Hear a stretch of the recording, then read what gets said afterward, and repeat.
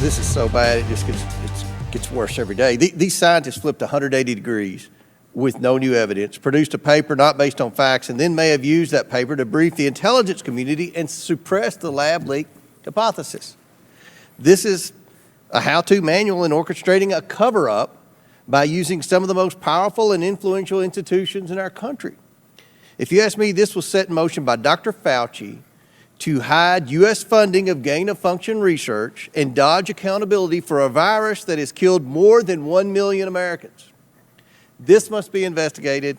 Thank you, Mr. Chairman, and I yield back.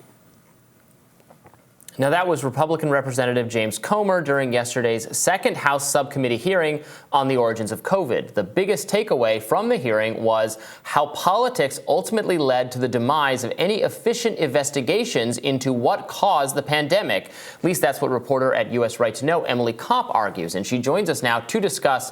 Welcome, Emily. So glad to have you with us. Hey, great to be here. So what has been your impression of this latest subcommittee meeting? I know the former director of national intelligence, we discussed this yesterday, John Ratcliffe, gave his impression that it was a lab leak, that was the better supported theory. And he actually mentioned some classified documents that we've not seen yet, that he's seen, that indicates that he leans this way. That certainly piqued my curiosity. What did you think? Yeah, I think you covered it well there. I mean, I think this second hearing by the select subcommittee on the coronavirus pandemic under House Republicans covered U.S. intelligence. And it gave a look behind the curtain as to why U.S. intelligence wasn't acted upon sooner. So if we rewind for a second to 2020, we now know that the Director of National Intelligence, the CDC Director, and the Secretary of State all believed that a lab origin was most likely in 2020, yet any meaningful investigation into that possibility has sputtered for 3 years now. How could that be? And I think this hearing showed that there were two major reasons, and those reasons are Beijing and Washington. And as you mentioned, Robbie, former Director of National Intelligence John Ratcliffe made sort of an explosive claim, which is that the intelligence community, in fact, does have enough evidence to implicate a lab origin, but won't advance that assessment because of political reasons. More specifically, there seems to be some intimidation about the enormous geopolitical consequences of that assessment as it relates to the U.S.-China relationship. And Ratcliffe also speculated that there is some antipathy towards Donald Trump in the intelligence community and a real reluctance to advance a theory that could help him politically or even be viewed as helping him politically. That's interesting. Can you speak a little bit more to the geopolitical implications? Because it does feel sometimes like it has been argued, rather, I should say, that some of the conservative appetite for investigating lab leak theory and, pointing to China as a chief cause of the pandemic is related to ratcheting up of an interest in conflict with China, as opposed to a kind of sincere, or maybe in addition to a sincere belief that lab leak theory is the likely cause of the pandemic. What might be the outcome of proving, as it were, that lab leak really was the cause? It's hard for me to say. I don't have a crystal ball, but I think the questions you're asking are extremely fair and are things that I try to be mindful of as I do this reporting. But, on the other hand, we've lost over 1 million of our loved ones, and it's also not acceptable to accept stonewalling from Beijing. Beijing has destroyed viral samples, disappeared coronavirus data, jailed journalists for asking the wrong questions.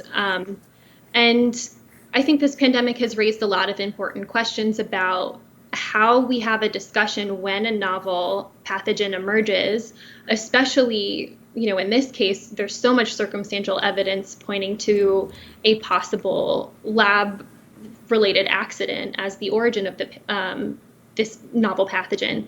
We need to be able to have some sort of mechanism where countries can talk about that possibility and have a transparent conversation. And I think this pandemic has showed that the Biological Weapons Convention is really not equipped to keep up with the revolution going on right now in synthetic biology, specifically, with regard to gain-of-function research and the ability to make viruses more transmissible and more dangerous in the lab with more ease than ever before.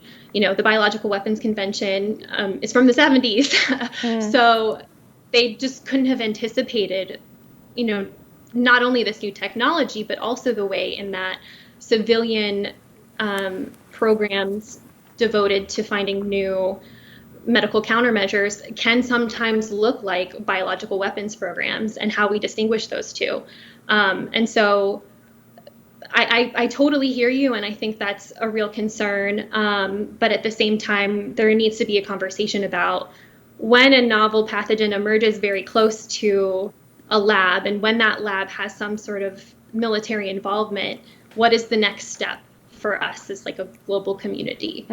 Let's react to a little bit more of the hearing. Let's play that. Working with ODNI, we at State arranged to make this information public. Some of our colleagues warned us not to. They said not to highlight China's gain-of-function research, lest we draw attention to the US government's own role in such research and open a Pandora's box. It wasn't clear exactly what these colleagues feared, but their seeming demand for non-transparency was unpersuasive. On January 15, 2021, we published a fact sheet on activity at the Wuhan Institute of Virology. In the months that followed, the lab leak possibility began to force its way into the mainstream. By May 2021, President Biden himself recognized the significance of the lab leak possibility and ordered a 90-day review of US intelligence. Unfortunately, progress since then has been limited. We now know that the FBI and the Department of Energy both assess that a lab leak is most likely. That's important.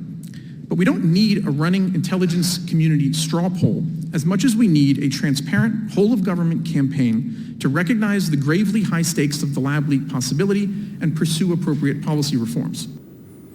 Yeah, I would add to that, we need that, and also we need transparency around the actual documents and intelligence, from my point of view, that is causing some of these people inside the government to make these conclusions, the Energy Department reaching this conclusion, the FBI reaching this conclusion, a former CDC director having reached this conclusion, and so on and so forth. It's interesting that they've decided, after looking at whatever materials or intelligence they have access to, that lab leak is more likely. But when will the people be able to make that judgment for themselves?